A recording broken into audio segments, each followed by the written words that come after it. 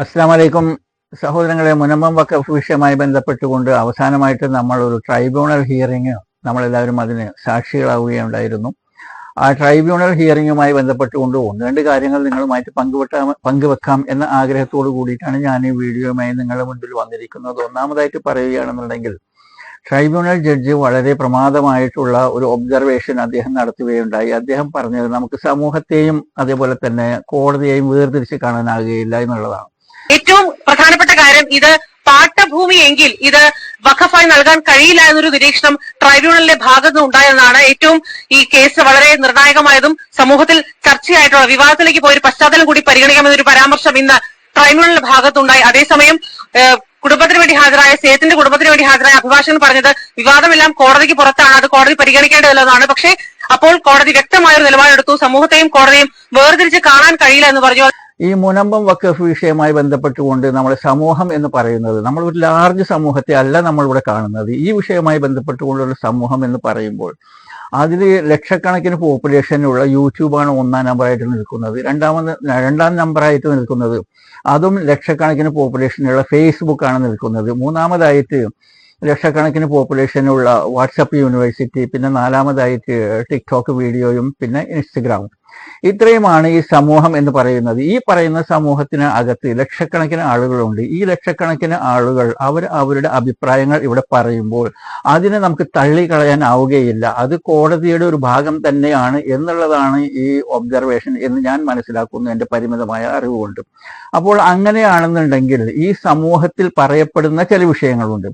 ആ വിഷയങ്ങൾ അത് കോടതിയുടെ ഭാഗമാകുമോ എന്ന് ഞാൻ ചിന്തിക്കുന്നു. അതിൽ പറയപ്പെടുന്ന ഈ സമൂഹം പറയപ്പെടുന്ന രണ്ട് കാര്യങ്ങൾ ഞാൻ നിങ്ങളുടെ മുമ്പിൽ അവതരിപ്പിക്കാം. ഈ സമൂഹത്തിലെ ഒരു ഉന്നതനായിട്ടുള്ള, ഒരു റെപ്യൂട്ടഡ് ആയിട്ടുള്ള, ഒരു ബഹുമാന്യനായിട്ടുള്ള ഒരു അഡ്വക്കേറ്റ് അദ്ദേഹം പറയുകയാണ്, അദ്ദേഹത്തിന്റെ ഫേസ്ബുക്ക് പോസ്റ്റിൽ അബ്ദുൽ സത്താർ ഹാജി മൂസ എന്ന് പറയുന്ന ഒരു വ്യക്തിക്ക് കൃഷി നടത്താൻ വേണ്ടിയിട്ട് ആയില്യം തിരുനാൾ മഹാരാജാവ് പാട്ടത്തിന് കൊടുത്തിട്ടുള്ളതാണ് ഈ 404 ഏക്കർ സ്ഥലം എന്ന് അദ്ദേഹം തന്റെ ഫേസ്ബുക്കിൽ കുറിപ്പിൽ പറയുന്നുണ്ട്. നമുക്ക് ആ കുറിപ്പൊന്ന് കാണാം.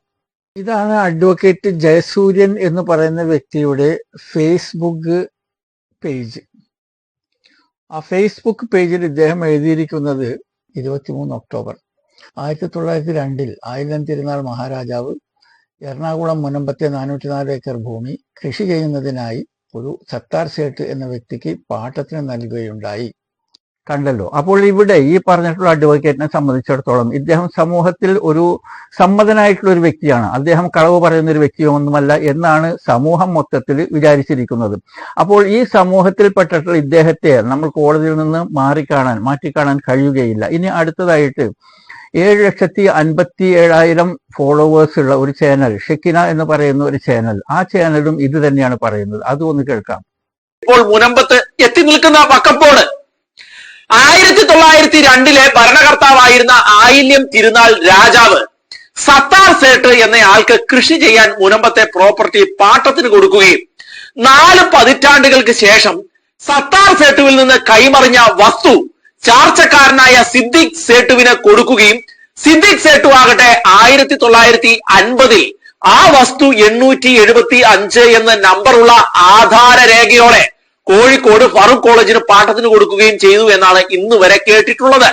കേട്ടല്ലോ. അപ്പോൾ 7,57,000 ഫോളോവേഴ്സ് ഉള്ള ഈ ചാനൽ അസന്നിഗ്ധമായിട്ട് പബ്ലിക്കിന്റെ മുൻപിൽ അവതരിപ്പിക്കുന്നു ഇത് ആയില്യം തിരുനാൾ മഹാരാജാവ് പാട്ടത്തിന് കൊടുത്തു എന്നുള്ളതാണ്. ഇനി നമുക്ക് എന്താണ് ആയില്യം തിരുനാൾ മഹാരാജാവിന്റെ സ്ഥിതി എന്ന് നമുക്കതൊന്ന് നോക്കാം. ആയില്യം തിരുനാളിനെ കുറിച്ച് അറിയാൻ താല്പര്യമുള്ളവർ ഗൂഗിൾ ചെയ്യുകയാണെന്നുണ്ടെങ്കിൽ അദ്ദേഹത്തിന്റെ ജനനവും മരണവും ഫുൾ ഡീറ്റെയിൽസ് നിങ്ങൾക്ക് അറിയാൻ കഴിയും. ഇവിടെ നിങ്ങൾക്ക് കാണാം ഇദ്ദേഹത്തിന്റെ പേര് ആയില്യം തിരുനാൾ ബാലരാമവർമ്മ. ജനനം, ഇദ്ദേഹം ജനിച്ചിട്ടുണ്ടായിരുന്നത് മാർച്ച് 14, 1832. ജന്മസ്ഥലം തിരുവനന്തപുരം. മരണം മെയ് 30, 1880. 48 വയസ്സ് പ്രായത്തിലാണ് ഇദ്ദേഹം മരിക്കുന്നത്. അപ്പോൾ അബ്ദുൽ സത്താർ ഹാജി മൂസ എന്ന് പറയുന്ന വ്യക്തിക്ക് 1902 ആയില്യം തിരുനാൾ പാട്ടത്തിന് നൽകിയെന്ന് പറയുമ്പോൾ ഇദ്ദേഹത്തിന്റെ കുഴിമാടത്തിൽ നിന്ന് 22 വർഷങ്ങൾക്ക് ശേഷം പുറത്തു വന്നിട്ടാണ് ആ പട്ടയം നൽകിയത്. കണ്ടല്ലോ. അപ്പോൾ ഒരു കളവ് പറയുന്ന ഒരു സമൂഹത്തെ, പച്ചക്കളവ് പറയുന്ന ഒരു സമൂഹത്തെയും കോടതിയെയും വേർതിരിച്ച് കാണാൻ കഴിയുകയില്ല എന്ന ഒബ്സർവേഷന്റെ പുറത്ത് എങ്ങനെയാണ് ഇതിനെ നോക്കിക്കാണേണ്ടത് എന്നെനിക്ക് മനസ്സിലാകുന്നില്ല. രണ്ടാമതായിട്ട് പറയുകയാണെന്നുണ്ടെങ്കിൽ, ഈ പ്രോപ്പർട്ടി അബ്ദുൽ സത്താർ ഹാജി മൂസ എന്ന് പറയുന്ന വ്യക്തിയുടെ പൗത്രൻ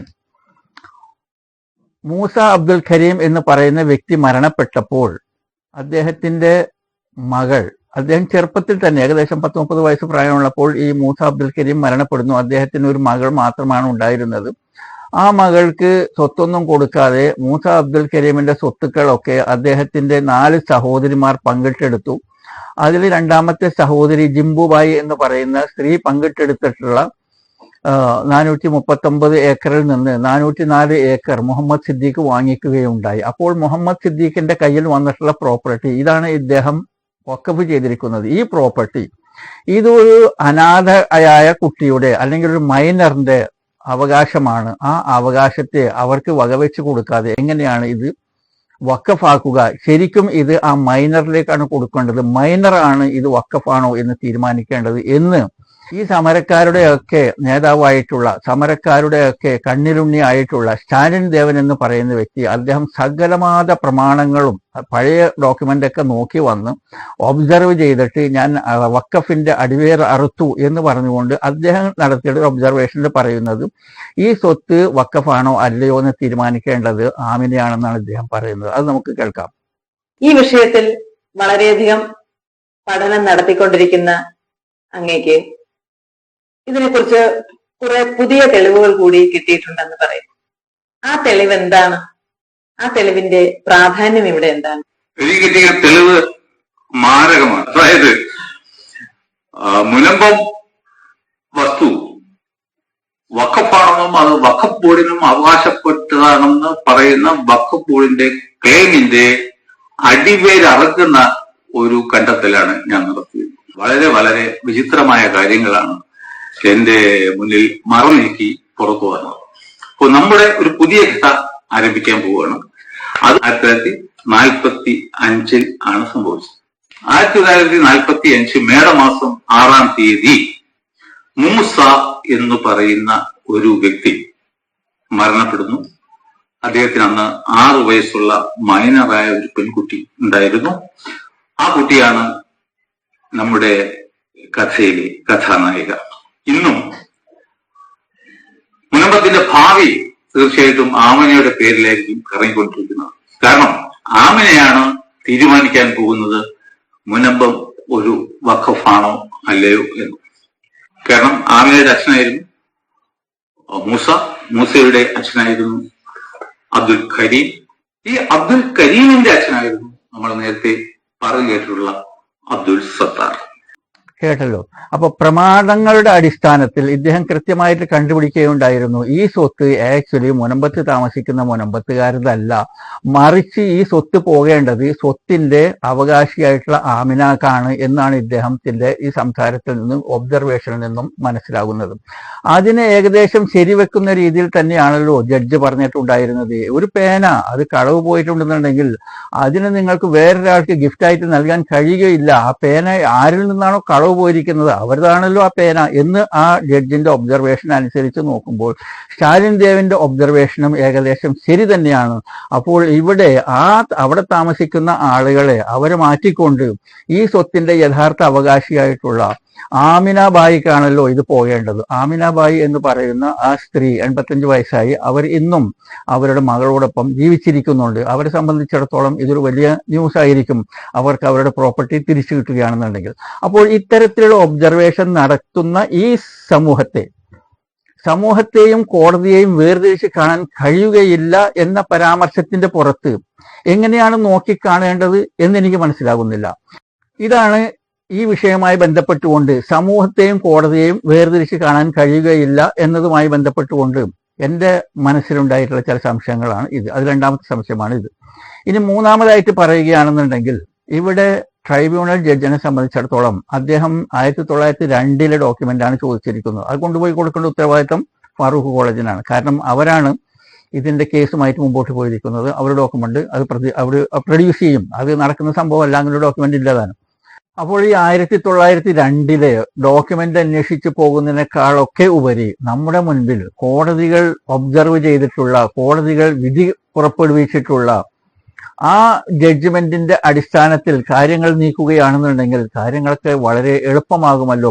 അപ്പോൾ ഇവിടെ നമ്മൾ കാണേണ്ടത് അവസാനത്തെ ജഡ്ജ്മെന്റ് എന്താണ് പറഞ്ഞിരിക്കുന്നത്. അപ്പോൾ ആ ഒരു സിസ്റ്റം വെച്ച് നോക്കുകയാണെന്നുണ്ടെങ്കിൽ കോടതികളൊക്കെ എന്തെല്ലാം ഒബ്സർവ് ചെയ്തു, കോടതികൾ എന്തെല്ലാം ജഡ്ജ്മെന്റ് ഉണ്ടാക്കി എന്ന് മാത്രം നോക്കിയാൽ മതിയല്ല. അങ്ങനെ നമ്മൾ ഇപ്പോ അറ്റ് പ്രസന്റ് കണ്ടീഷനിൽ അവസാനത്തെ ജഡ്ജ്മെന്റ് എന്താണ് എന്ന് നോക്കുകയാണെന്നുണ്ടെങ്കിൽ നമുക്ക് കാണാൻ കഴിയുന്നത് ഈ ജഡ്ജ്മെന്റ് ആണ്. ഇത് സർക്കാർ അവിടെ താമസിക്കുന്നവർക്ക് കരമടക്കാനുള്ള അനുവാദം കൊടുത്തു കഴിഞ്ഞപ്പോൾ അതിനെതിരെ വഖഫ് സംരക്ഷണ സമിതി കോടതിയിൽ റിട്ട് പെറ്റീഷൻ സമർപ്പിച്ചപ്പോൾ അവർക്ക് അനുകൂലമായിട്ട്, അതായത് സർക്കാർ ടാക്സ് പിരിക്കൽ, കരം പിരിക്കൽ നിർത്താനുള്ള സ്റ്റേ നൽകിയിട്ട് ഒരു ഓർഡറാണ്. ആ ഓർഡർ വന്നിരിക്കുന്നത് 19 തീയതി ജനുവരി 2023.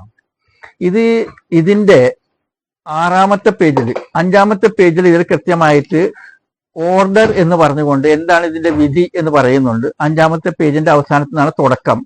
അതിൽ 6-ാമത്തെ പേജിലെ ABCDE എന്ന് പറയുന്ന പാരഗ്രാഫിൽ നമുക്ക് ഇങ്ങനെ വായിക്കാൻ കഴിഞ്ഞ പാരഗ്രാഫ് ഞാൻ മുഴുവൻ വായിക്കുന്നത്. ഞാൻ ഈ ഡോക്യുമെന്റിനെ ഗൂഗിൾ ഡ്രൈവിൽ പോസ്റ്റ് ചെയ്തതിന് ശേഷം അതിന്റെ ലിങ്ക് ഈ വീഡിയോയുടെ ഡിസ്ക്രിപ്ഷൻ ബോക്സിൽ കൊടുക്കുന്നുണ്ട്. താല്പര്യമുള്ളവർക്ക് അത് വേണമെന്നുണ്ടെങ്കിൽ നിങ്ങൾക്ക് ഡൗൺലോഡ് ചെയ്തെടുക്കാം. ആ PDF നിങ്ങൾക്ക് വായിക്കാം. ഞാൻ മൊത്തം വായിച്ച സമയം കളയുന്നില്ല. ഈ 6-ാമത്തെ പേജിൽ ABCDE എന്ന് പറയുന്ന ഇയിലെ 2 കാര്യങ്ങൾ ഞാൻ നിങ്ങളുടെ മുമ്പിൽ വായിക്കാം. അതിന്റെ തുടക്കം ഇങ്ങനെയാണ്. As per the commission report, the government has already initiated proceeding to recover the Waqf property from unauthorized occupants. Commission report പ്രകാരം അനധികൃത താമസക്കാരിൽ നിന്നും സ്വത്ത് തിരിച്ചു പിടിക്കാനുള്ള പ്രവൃത്തി ഗവൺമെന്റ് ആരംഭിച്ചു കഴിഞ്ഞിരിക്കുന്നു. ഇവിടെ പ്രത്യേകം നോട്ട് ചെയ്യേണ്ട ഒരു വാക്ക് എന്താണ്? അനധികൃത താമസക്കാരാണ്. അവിടെ അധികൃത താമസക്കാരല്ല. പൊന്നും വില കൊടുത്ത് ഞങ്ങൾ പ്രോപ്പർട്ടി വാങ്ങി എന്നെല്ലാം പറഞ്ഞു വരുന്ന ആളുകൾ, അവരുടെ പൊന്നും വില നമുക്കറിയാം, 200 രൂപക്കും 300 രൂപക്കും ഒക്കെയാണ്. അതുപോലെ തന്നെ ഒരു വറീദ് എന്ന് പറഞ്ഞിട്ട് ഒരു വ്യക്തി, അദ്ദേഹത്തിന് പ്രോപ്പർട്ടി വാങ്ങിച്ചിരിക്കുന്നത് വെറും 45 രൂപക്കാണ് ഒരു സെന്റിന്. അതായത് എങ്ങനെയെങ്കിലും ഒക്കെ ഇതിനെ നശിപ്പിക്കണം എന്ന രീതിയിലുള്ള ഒരു വിൽപ്പനയാണ് അവിടെ നടന്നിരിക്കുന്നത്. അതും തന്നെയല്ല, ഒരുപാട് ആളുകളുണ്ട്. ഇപ്പോ ശരിക്കും പറഞ്ഞു കഴിഞ്ഞാൽ 10-200 വീടുകളാണ് അവിടെ ഉള്ളത്. 600 പ്രൊജക്ട് ചെയ്തിരിക്കുന്നത്. കൂടുതൽ ആളുകളുള്ള ഒരു സംഭവമാണ് ഇത്. അതുകൊണ്ട് ഇവരെ പീഡിപ്പിക്കാനും അല്ലെങ്കിൽ ഇവരെ ബുദ്ധിമുട്ടിപ്പിക്കാനും പറ്റുമൊന്നുമില്ല. ഇവർക്ക് എങ്ങനെയെങ്കിലും പട്ടയം കൊടുത്ത് അവർക്ക് ടാക്സ് കൊടുക്കാനുള്ള കാര്യങ്ങളൊക്കെ ചെയ്ത് ഇവർക്ക് ഭൂമി അവരുടെ പേരിൽ പതിച്ചു കൊടുത്ത് അവരവിടെ നിർത്തണം. അതിനു വേണ്ടിയിട്ടാണ് ഈ പോപ്പുലേഷൻ കൂട്ടിക്കാണിക്കുന്നത്. ഓക്കെ, എനിഹൗ ജഡ്ജ്മെന്റിലേക്ക് തിരിച്ചു വരികയാണെന്നുണ്ടെങ്കിൽ ഇവിടെ ജഡ്ജി പറഞ്ഞിരിക്കുന്നത് താമസക്കാരിൽ നിന്ന്, അനധികൃത താമസക്കാരാണ്. ഓക്കെ, അനധികൃത താമസക്കാരിൽ നിന്ന് സ്വത്ത് തിരിച്ചു പിടിക്കാൻ സർക്കാർ പണി ആരംഭിച്ചിട്ടുണ്ട്. ഇനി അതിൽ ഈ എന്ന പാരഗ്രാഫിന്റെ 2, 3, 4-ാമത്തെ ലൈനിൽ ഇങ്ങനെയാണ് പറയുന്നത്. But here the situation is different. It is very clearly stated in all the reports that it is Waqf property. എന്നാൽ ഇവിടെ സ്ഥിതി വ്യത്യാസമുണ്ട്. എല്ലാ റിപ്പോർട്ടുകളിലും വളരെ കൃത്യമായിട്ട് പറയുന്നു ഇത് വഖഫ് പ്രോപ്പർട്ടിയാണ്. എന്താണ് കോടതി ഇങ്ങനെ പറയാൻ കാരണം? അതായത് ആർക്ക് വേണമെന്നുണ്ടെങ്കിലും ആരുടെ പ്രോപ്പർട്ടിക്കും നിങ്ങൾക്ക് ടാക്സ് അടക്കാം. ആ ടാക്സിന്റെ ടൈറ്റിൽ ആരാണോ, ഉടമസ്ഥാവകാശം ആർക്കാണോ, അത് അവരിൽ തന്നെ നിലനിൽക്കും. അതൊന്നും മാറിപ്പോവുകയില്ല. എന്നാൽ വഖഫ് പ്രോപ്പർട്ടിയെ സംബന്ധിച്ചിടത്തോളം പുറത്തുള്ള ഒരാളുകൾക്ക് പോയിട്ട് വഖഫിന്റെ പ്രോപ്പർട്ടിക്ക് ടാക്സ് അടക്കാൻ പറ്റില്ല. അതുകൊണ്ടാണ് കോടതി പറയുന്നത് ഈ പ്രോപ്പർട്ടിയിൽ മറ്റുള്ളവർക്ക് സ്വത്ത് ടാക്സ് അടക്കാൻ കഴിയുകയില്ല എന്നുള്ളത്. അപ്പോൾ ഇവിടെ വഖഫ് സ്വത്താണെന്ന് കോടതി ഒബ്സർവ് ചെയ്യുന്നുണ്ട്. അത് കഴിഞ്ഞിട്ട് നിങ്ങൾക്ക് അതിന്റെ അവസാനത്ത് വേറൊരു വാക്ക് കൂടി ഇങ്ങനെ വായിക്കാം. So the acceptance of tax from the unauthorized occupant is clearly illegal, unfair and unjust. അതിനാൽ ഇവിടെ അനധികൃതമായി താമസിക്കുന്ന ആളുകളിൽ നിന്ന് ടാക്സ് വാങ്ങിക്കുന്നത് നിയമവിരുദ്ധമാണ് എന്നാണ് കോടതി ഒബ്സർവ് ചെയ്തിരിക്കുന്നത്. അപ്പോൾ ഇവിടെ താമസിക്കുന്ന ആളുകൾ അനധികൃതമായി താമസിക്കുന്നവരാണ്. അവരുടെ അടുത്ത് നിന്ന് ടാക്സ് വാങ്ങിക്കുന്നത് തന്നെ പാടില്ല എന്ന് കോടതി പറയുമ്പോൾ ഇവിടെ വഖഫാണെന്നും പറയുന്നുണ്ട്, താമസിക്കുന്നവർ അനധികൃതമായി താമസിക്കുന്നവരാണെന്ന് പറയുന്നുള്ളൂ. ഇതൊക്കെ പറഞ്ഞിട്ടുള്ളത് ആരാണ്? ചീഫ് ജസ്റ്റിസ് ആണ് പറയുന്നത്, കോടതിയാണ് പറയുന്നത്. ഇതിനെ ഒക്കെ കാറ്റിൽ പറത്തിക്കൊണ്ട് അന്വേഷിച്ച് നടക്കുകയാണ്. എന്ത് 1902 ഡോക്യുമെന്റിനെ സംബന്ധിച്ചും അല്ലാന്നുണ്ടെങ്കിൽ സെഷൻസ് കോർട്ട് പറവൂർ എന്ത് പറഞ്ഞു എന്നതിനെ കുറിച്ചിട്ടും. ഇത് ഇങ്ങനെ അന്വേഷിച്ച് നടക്കുമ്പോൾ എനിക്ക് ഓർമ്മ വരുന്നത് എന്തെന്നാൽ, ഞങ്ങൾ കോളേജിൽ പഠിക്കുന്ന കാലത്ത് കബീർ ദാസിന്റെ ഒരു പദ്യമുണ്ടായിരുന്നു. അതിൽ ഹിരൺ മാനിനെ കുറിച്ചിട്ടാണ് പറയുന്നത്. കസ്തൂരിമാൻ ഇങ്ങനെ നല്ല മണം വരും. ആ മണം ഇങ്ങനെ അന്വേഷിച്ചിട്ട് കസ്തൂരിമാൻ ഇങ്ങനെ നടന്നുകൊണ്ടിരിക്കും ജീവിതം മുഴുവൻ. ആ മണം എവിടെ നിന്ന് വരുന്നു എന്ന് അന്വേഷിച്ച കസ്തൂരിമാൻ അവസാനം മരിച്ചു പോകുന്നു. വാസ്തവത്തിൽ ഈ മണം വരുന്നത് എവിടെ നിന്നാണ്? അതിന്റെ പൊക്കിളിൽ നിന്ന്, അതിന്റെ നാഭിയിൽ നിന്നാണ് ആ നല്ല മണം വരുന്നത്, ആ കസ്തൂരിയുടെ മണം വരുന്നത്. അതുപോലെ നമ്മൾ ഇല്ലാത്ത കുറെ ഡോക്യുമെന്റുകളൊക്കെ ഇങ്ങനെ അന്വേഷിച്ച് പരതി നടന്ന് സമരപ്പന്തലിൽ നിന്ന് സമരം ചെയ്ത് ക്ലബ്ബ് മഹീന്ദ്രയിൽ നിന്നും മാളിയേക്കൽ റിസോർട്ടിൽ എന്ന് പറഞ്ഞു കഴിഞ്ഞാൽ അഡ്വക്കേറ്റ് പോളിന്റെ സന്താനങ്ങളുടെ റിസോർട്ടുകളിൽ നിന്നും പിന്നെ വമ്പൻ സ്രാവുകളിൽ നിന്നും ഈ ഭൂമാഫിയകളിൽ നിന്നുമൊക്കെ കാശ് പിരിച്ചെടുത്തുകൊണ്ട് സമരപ്പന്തലിനകത്ത് നല്ല പൈസയാണ് അവർ പൊടിച്ചുകൊണ്ടിരിക്കുന്നത്. സെലിബ്രിറ്റീസിനൊക്കെ വിളിച്ചുകൊണ്ടുവന്ന് അനുകൂലമായ പ്രസംഗം നടത്താൻ വേണ്ടിയിട്ട് കവറിൽ പൈസ ഇട്ടിട്ട് കൊടുക്കുക, അവരെ കൊണ്ടുവന്നാക്കി കൊടുക്കുക. ഇത്തരത്തിലുള്ള പ്രവർത്തികളൊക്കെ ചെയ്യുന്നതിന് പകരം എന്റെ സഹോദരന്മാരെ, നിങ്ങളെ സമയം വേസ്റ്റ് ആക്കാതെ നിങ്ങൾ ഈ ഫാറൂഖ് കോളേജിനെതിരെ ക്രിമിനൽ കേസ് കൊടുക്കുക. അതല്ലാന്നുണ്ടെങ്കിൽ നിങ്ങൾ കഴിഞ്ഞ ജഡ്ജ്മെന്റിൽ നമ്മുടെ ജഡ്ജി പറഞ്ഞിട്ടുണ്ടായിരുന്നത് പോലെ എന്തുകൊണ്ട് നിങ്ങൾ ഒരു സിവിൽ കേസിനെ കുറിച്ച് ചിന്തിക്കുന്നില്ല? നിങ്ങൾ ഈ വഖഫ് ബോർഡിലും ട്രൈബ്യൂണലിലൊക്കെ കിടന്ന് വട്ടം കറങ്ങുന്നതിനൊക്കെ പകരം അവിടെ താമസിക്കുന്ന ആളുകൾ ഇത് സിവിൽ കേസ് കൊടുക്കണം കോടതിയിൽ പോയിട്ട്. എന്നിട്ട് അതിനുള്ള പരിഹാരം കോടതി മുഖാന്തരം തേടണം. അപ്പോൾ സഹോദരങ്ങളെ, ഈ വീഡിയോ ഉപസംഹരിക്കുമ്പോൾ എനിക്ക് പറയാനുള്ള രണ്ട് വിഷയങ്ങളാണ്. ഒന്ന്, അവിടെ മുനമ്പത്ത് താമസിക്കുന്ന ശരിക്കും പാവപ്പെട്ടവരായിട്ടുള്ള മത്സ്യത്തൊഴിലാളികൾ, അവർ ഊറ്റിയുറുമ്പി ഉണ്ടാക്കിയിട്ടുള്ള പണത്തിൽ നിന്ന്, അവർ വാങ്ങിച്ചിട്ടുള്ള ആ വീട്ടിൽ നിന്ന്, ആ സ്ഥലത്തിൽ നിന്ന് അവർക്ക് പോകേണ്ടി വരിക എന്ന് പറഞ്ഞു കഴിഞ്ഞാൽ നമുക്ക് ചിന്തിക്കാൻ പോലും കഴിയുകയില്ല. അവരെ വിഷയത്തിൽ സർക്കാർ ഒരു പുനരധിവാസം നടത്തി കൊടുക്കേണ്ടതാണ്. മുനമ്പത്തെ പാവപ്പെട്ട മത്സ്യത്തൊഴിലാളികളെ പുനരധിവസിപ്പിക്കുക എന്നുള്ളത് സർക്കാരിനെ സംബന്ധിച്ചിടത്തോളം വളരെ എളുപ്പത്തിൽ ചെയ്യാവുന്ന ഒരു പ്രവൃത്തിയാണ് എന്നതിൻ്റെ ഒരു മകുടോദാഹരണമാണ് ഇന്നത്തെ പത്രത്തിലുള്ള ഈ റിപ്പോർട്ട്. ഇന്നത്തെ പത്രം 2 ജനുവരിയിലെ പത്രമാണ് നിങ്ങളുടെ മുൻപിലുള്ളത്. ഈ 2 ജനുവരിയിലെ പത്രത്തിൽ നമുക്കിവിടെ വായിക്കാൻ കഴിയും: വയനാട് പുനരധിവാസം, അതിവേഗം ടൗൺഷിപ്പ്. നെടുമ്പാല എസ്റ്റേറ്റിൽ 48.96 ഹെക്ടറിൽ 10 സെന്റ് വീടുകൾ, കൽപ്പറ്റയിൽ 58.5 ഹെക്ടറിൽ 5 സെന്റ് വീടുകൾ. നിർമ്മാണ കരാർ ഊരാളുങ്കൽ ലേബർ സൊസൈറ്റിക്ക്. അന്തിമ പട്ടിക ഈ മാസം 25-നകം. പദ്ധതി നടപ്പാക്കാൻ ത്രിതല സംവിധാനം. ഇതിൽ നിന്ന് എത്ര എളുപ്പത്തിലും എത്ര ലാഘവത്തിലും പുനരധിവാസം സർക്കാരിനെ സംബന്ധിച്ചിടത്തോളം മത്സ്യത്തൊഴിലാളികളുടെ പുനരധിവാസം വളരെ എളുപ്പത്തിൽ സർക്കാരിന് ചെയ്യാൻ കഴിയും എന്നുള്ളതിൻ്റെ ഒരു ഉദാഹരണമാണ് ഇവിടെ നമ്മൾ കണ്ടത്. ഈ മഹീന്ദ്ര ക്ലബും പിന്നെ അതേപോലെ തന്നെ മാളിയേക്കൽ റിസോർട്ടുകാരും ഈ അച്ഛന്മാരും അവരുടെ ഈ പള്ളിയും പട്ടക്കാരും കാര്യങ്ങളും ഒക്കെ ഇതിന് അവർ തന്നെയാണ് അതിനെ കൈകാര്യം ചെയ്യേണ്ടത്. സർക്കാരിനെ സംബന്ധിച്ചിടത്തോളം ഉത്തരവാദിത്വം ഈ പാവപ്പെട്ട മത്സ്യത്തൊഴിലാളികളെ പുനരധിവസിപ്പിക്കുക, എന്നിട്ട് വഖഫ് സ്വത്തിനെ വഖഫ് സ്വത്തായി നിലനിർത്തുക. അങ്ങനെ വഖഫ് സ്വത്തായി നിലനിന്ന് കഴിഞ്ഞാൽ നിങ്ങളൊന്ന് ആലോചിച്ച് നോക്കൂ, ഈ 404 ഏക്കറിനെ സംബന്ധിച്ചിടത്തോളം അവിടെ ഒരുപാട് വമ്പൻ വിദ്യാഭ്യാസ സമുച്ചയങ്ങൾ വരും. കാരണം എൻ്റെ ആത്മശാന്തിക്ക് വേണ്ടി ഒരു വിദ്യാഭ്യാസ സ്ഥാപനം നടത്താൻ വേണ്ടിയിട്ടാണ് ഈ മുഹമ്മദ് സിദ്ദീഖ് എന്ന് പറയുന്ന വ്യക്തി അതിനെ വഖഫ് ചെയ്തിരിക്കുന്നത്. അപ്പോൾ അദ്ദേഹത്തിന്റെ അനന്തരാവകാശികളായി വന്നിട്ടുള്ളവർ അവരാണ് ഇനി മുത്തവല്ലി. കാരണം ഫാറൂഖ് കോളേജിന്റെ മുത്തവല്ലി സ്ഥാനം ഓൾറെഡി നഷ്ടപ്പെട്ട് കഴിഞ്ഞിരിക്കുന്നു. അപ്പോൾ മുഹമ്മദ് സിദ്ദീഖിന്റെ അനന്തരാവകാശികൾ ഇതിന്റെ മുത്തവല്ലിയായി വരുമ്പോൾ അവരെ സംബന്ധിച്ചിടത്തോളം ഇവിടെ ഒരുപാട് വലിയ വിദ്യാഭ്യാസ സമുച്ചയങ്ങൾ, പ്രൊഫഷണൽ കോളേജുകൾ, അത് മെഡിക്കൽ കോളേജായിട്ടും എഞ്ചിനീയറിംഗ് കോളേജായിട്ടും നഴ്സിംഗ് കോളേജുകളായിട്ടും അവിടെ വരുമ്പോൾ ആ നാട്ടുകാർക്ക് ചിലർക്ക് ഫീസ് ഇല്ലാതെയും ചിലർക്ക് നിസ്സാരമായ ഫീസിനും അവിടെ പഠിക്കാനൊക്കെ സൗകര്യങ്ങൾ ഉണ്ടാവും. അവിടെ അത് ഒരുപാട് ഡെവലപ്പാവും. അതുകൊണ്ട് ഈ ഇതിനെ വഖഫായി നിലനിർത്തിക്കൊണ്ട് ജനങ്ങൾക്ക് പ്രയോജനമുണ്ടാകുന്ന രീതിയിൽ അത് ഡെവലപ്പാകാൻ വേണ്ടിയിട്ട് സർക്കാരും ജനങ്ങളും നാട്ടുകാരും സമരക്കാരും എല്ലാവരും സഹായിക്കുക.